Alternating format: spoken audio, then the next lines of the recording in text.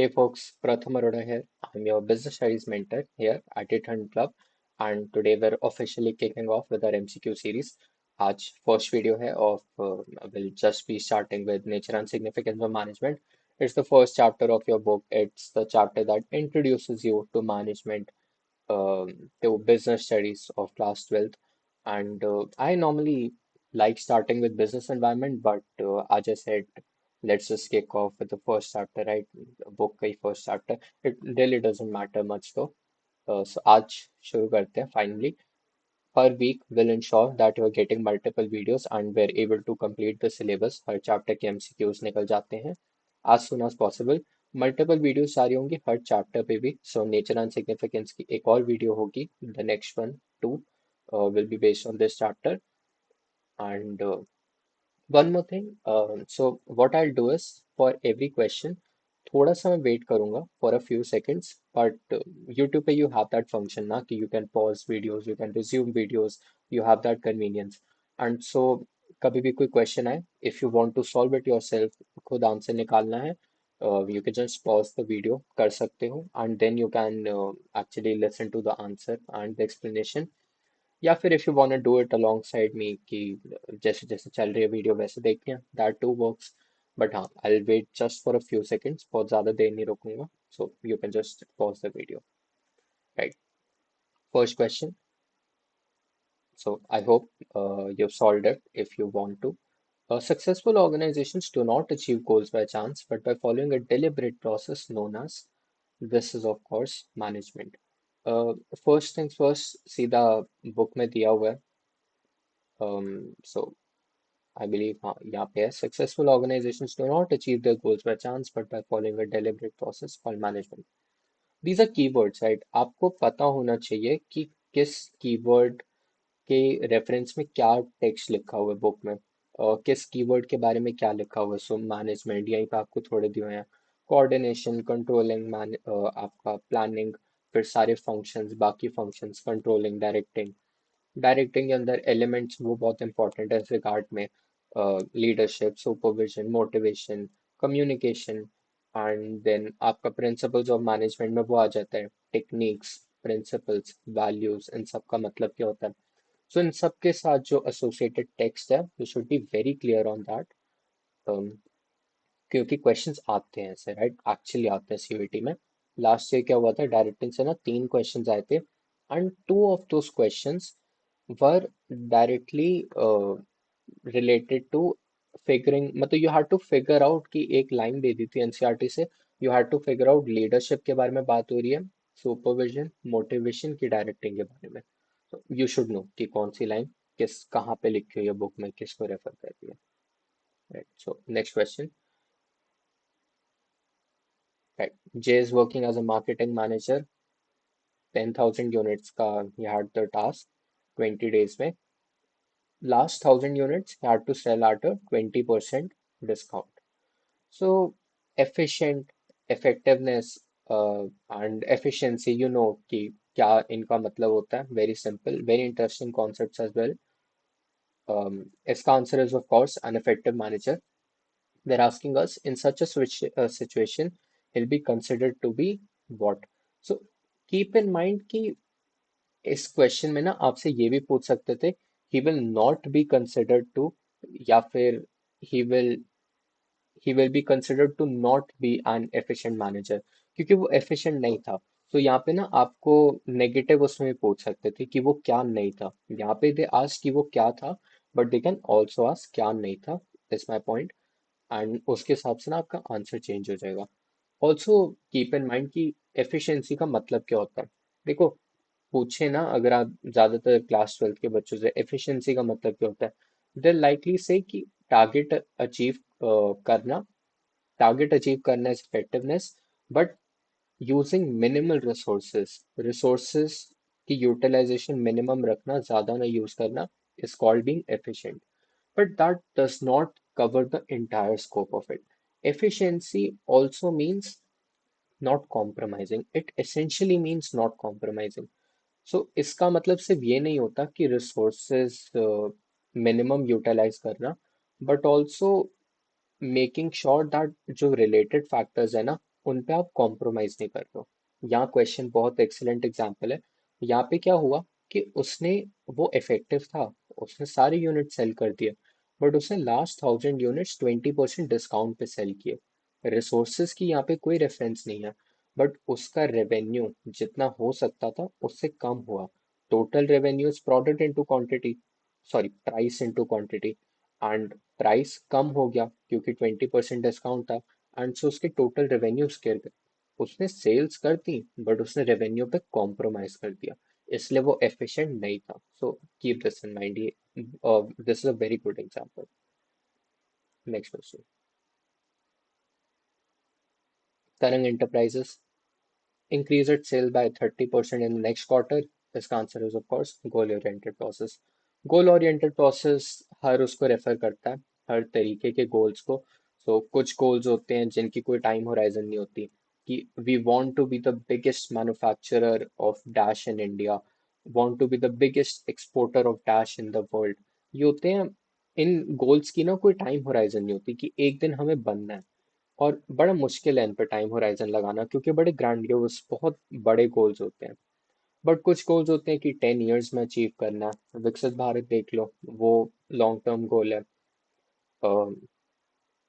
India के renewable energy से काफी रिलेटेड गोल्स 2030 तक हैं। एंड सो आपको लॉन्ग टर्म गोल्स होते हैं, देन मीडियम टर्म गोल्स होते हैं 3 years, 5 years, and then short term goals होते हैं 3 मंथ, 6 मंथ्स, 1 मंथ के भी हो सकते हैं, 1 वीक के भी हो सकते हैं। What I'm getting at is everything is covered under goal oriented process, हर तरीके के गोल्स। क्योंकि जब आप बुक में टेक्स्ट पढ़ोगे ना गोल ओरिएंटेड प्रोसेस का, आपको लगेगा ये सिर्फ लॉन्ग टर्म के बारे में बात कर रहे हैं, बट नो, किसी भी तरीके का गोल हो इसके अंदर कवर होता है। This is talking, referring to management being a goal oriented process. इस क्वेश्चन में what you have to do, आपको पढ़ने हैं, जो बोल्ड हाईलाइटेड वो है आपका टेक्स्ट है, and you have to figure out कि कौन सा नेचर ऑफ मैनेजमेंट हाईलाइटेड है। तो art, profession, science and none of the above, ये आपके चार ऑप्शंस हैं।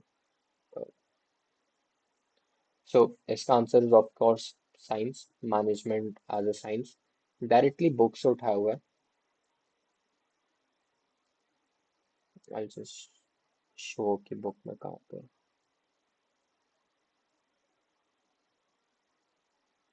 ये देखो, सिस्टमेटाइज्ड बॉडी ऑफ नॉलेज की यहाँ पे बात हो रही है। यहाँ पे लिखा हुआ इट, मैनेजमेंट क्यों है systematised body of knowledge, this is an argument for why management is a science. एक ये वैलिड आर्ग्यूमेंट है। It has its own theory and principles that have developed over a period of time, and system is a has a systematised body of knowledge. यहीं तक बात कर रहा है question, सीधा कॉपीड है। And so this of course refers to management का feature as a science. Even though the conclusion here is कि management is an inexact science, but this argument in particular refers to it, uh, it being a science, right? इसका science होगा।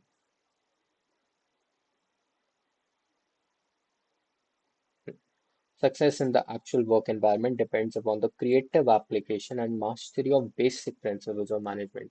This is management as an art. See the firstly, existence of theoretical knowledge. This mastery of basic principles of management इसको relate कर रहा है। Art presupposes the existence of certain theoretical knowledge, theoretical knowledge होनी चाहिए, कुछ basic principles जिसके ऊपर आप बिल्ड करते हो, and then you creatively apply them based on practice and creativity. Creative practice होती है ऑफ एग्जिस्टिंग थियोरेटिकल नॉलेज। तो लिटरली इसी लाइन को थोड़ा सा रिवर्ट करके while still retaining the main points, इससे कनेक्ट करके ये आपकी लाइन बनाई हुई है। And answer of course is management as an art.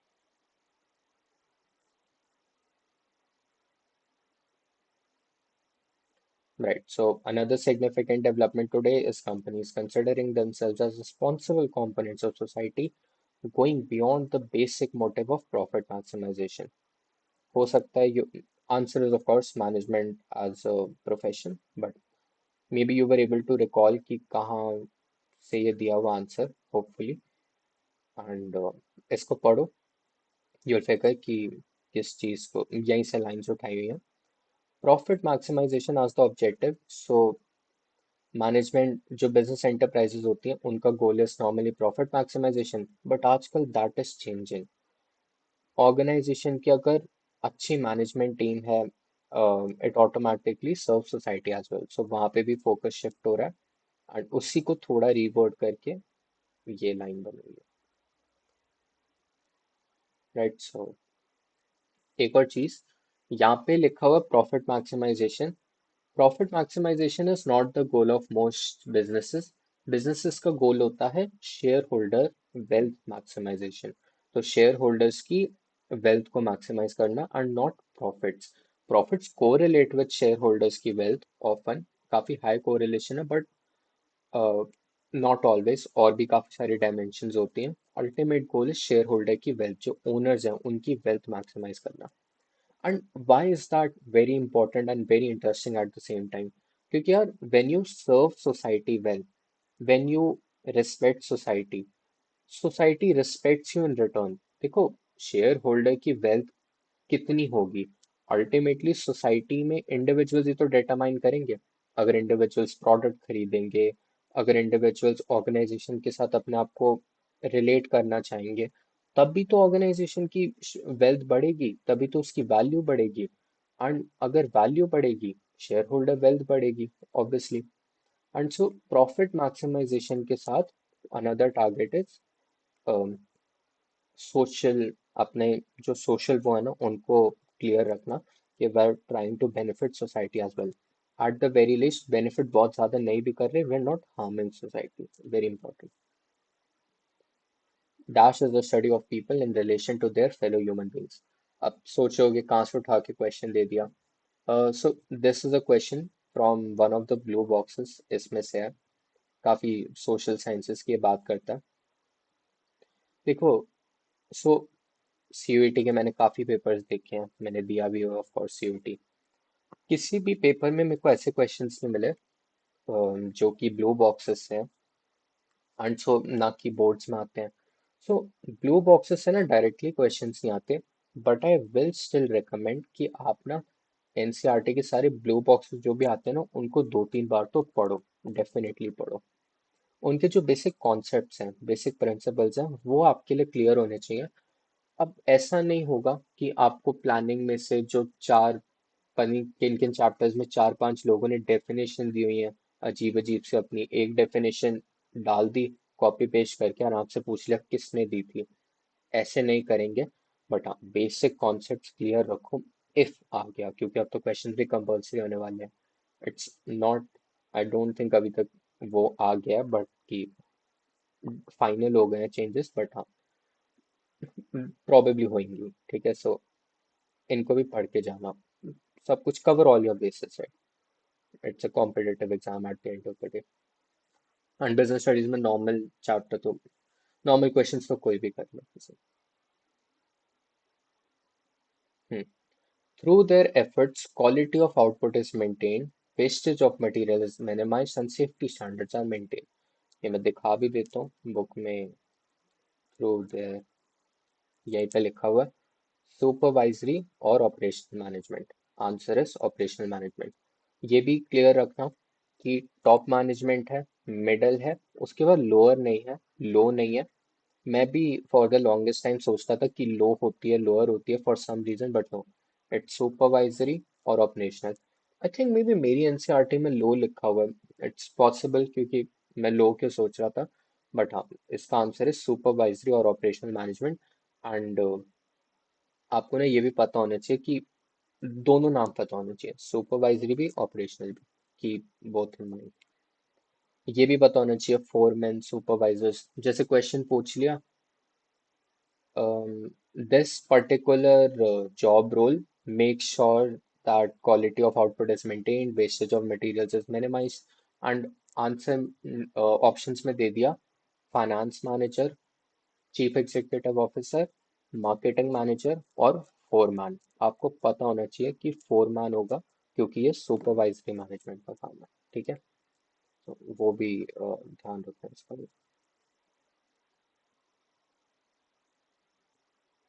Middle management, very easy. Implementing plans, ये यहाँ पे है। Middle management is responsible for implementing and controlling plan और स्ट्रेटजीज। सो बहुत सिंपल है।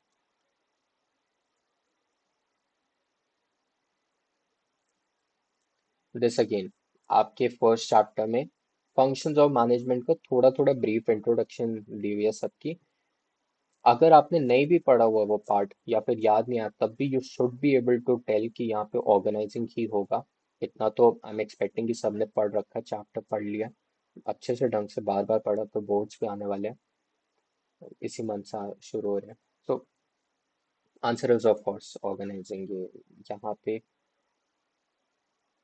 दिस, यही है ना, आई थिंक ये लाइन है। सो सीधा बहुत आराम से पता लग रहा है कि ऑर्गेनाइजिंग है।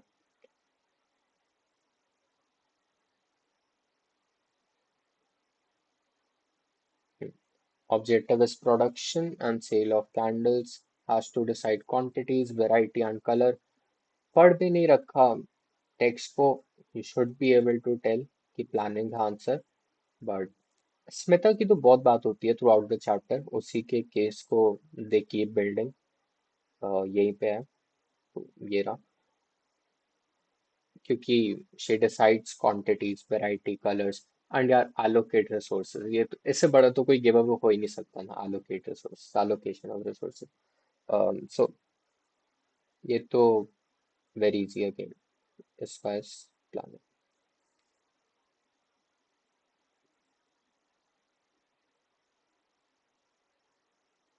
स्पेशलिस्ट यूजुअली थिंक, सबसे पहले तो importance of coordination पूछी हुई है। Specialists usually think that they only are qualified to evaluate, judge, do not take advice or suggestions, this often leads to conflict।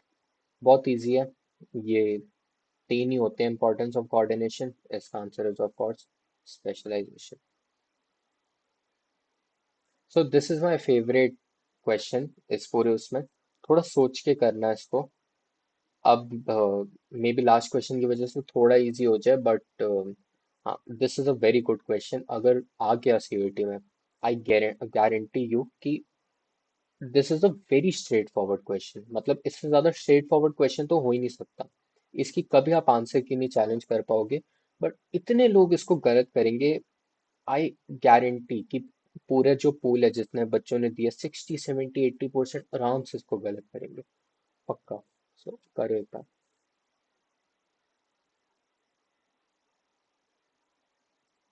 So I hope you're tempted. So individuals work towards the common goals of the organization. Employees may have their own individual goals also. Individual goals होते हैं, but necessary है management के लिए कि ensure करे कि all individuals work toward the common goal। So organizational efficiency के लिए important to harmonize individual goals and organizational goals through coordination। Of course, group efforts integrates group efforts। सबके you have to make them work toward a common goal। So answer is obviously integrates group efforts। No, the answer is not integrates group efforts. The answer is growth and size। First things first, importance of, so जिसने भी group efforts किया ना वो बता देना comments में, देखते हैं कितने लोगों ने गलत किया है। सबसे पहली बात, इंपॉर्टेंस ऑफ कोऑर्डिनेशन पूछी है। तीन इंपॉर्टेंसेस होती हैं कोऑर्डिनेशन की: growth insights, functional differentiation, specialization। Integrates group efforts is not an importance of coordination। है, वो coordination के उसमें है, but it's a characteristic। देखो सबसे पहले ये, it's a characteristic of coordination, it's not an importance of coordination। And ये जो टेक्स्ट है, ये तो सीधा ग्रोथ insights से उठाया हुआ है, blatant copy paste, राइट। ये देखो, इससे ज्यादा ब्लेटेंट कॉपी पेस्ट तो होता ही नहीं है, सीधा CLTR C CLTR V। And इसी से इतना एक्सेलेंट क्वेश्चन बन गया जो कितने लोग गलत करेंगे। इसका answer is of course growth insights, ठीक है। सो तभी एनसीईआरटी रटी होनी चाहिए, ठीक है।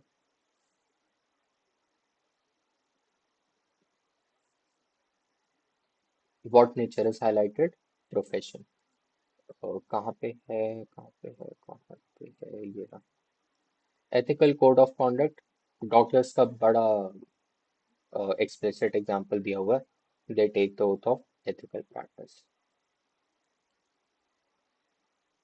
दिस आई वांट कि कमेंट्स में आंसर करो। This is not as hard as question 13, but hard क्या बोले, थोड़ा ट्रिक है, ट्रिकी है, तो ना क्लियर कट नहीं है। बट दिस आई वांट कि कमेंट्स में बताओ क्या आंसर है, क्योंकि दिस अगेन आई थिंक काफी लोगों का गलत होना चाहिए, एटलीस्ट में भी कुछ का तो गलत हो, तभी पता लगेगा कि हाँ थोड़े ट्रिकी क्वेश्चंस बनाए हैं। बट ये करो, आंसर कमेंट्स में, and will soon be out with the next video nature and significance पे। वही कर दो यूट्यूब का usual, you know how it goes, like subscribe shares और सारी जो चीज़ होती है। लाइक सब्सक्राइब तो ठीक है, वो तो हुई, पहले से ही होना चाहिए, बट आई थिंक शेयर करना ज़रूर दोस्तों के साथ। I think very important to care for your friends as well, so don't, ठीक है, don't exclude them from this. So कोई भी दोस्त हो also preparing for CUET, definitely share करना, and will be out with another video थोड़े time में। Multiple videos चाहिए होंगी per week, and I hope you'll watch that too. कोई भी कंसर्न्स हो, डाउट्स हो, you want something to be done differently, you want addition subtractions, बहुत लंबा खिंच रहा है, लंबा नहीं खिंच रहा, इनफ वो नहीं है एक्सप्लेनेशन, एनीथिंग यू वांट, बता देना कमेंट्स में। आई ट्राई माय बेस्ट कि आई इनकलकेट दैट, एंड धीरे धीरे बेटर होते जाएंगे, will trying continuously. Thank you for watching.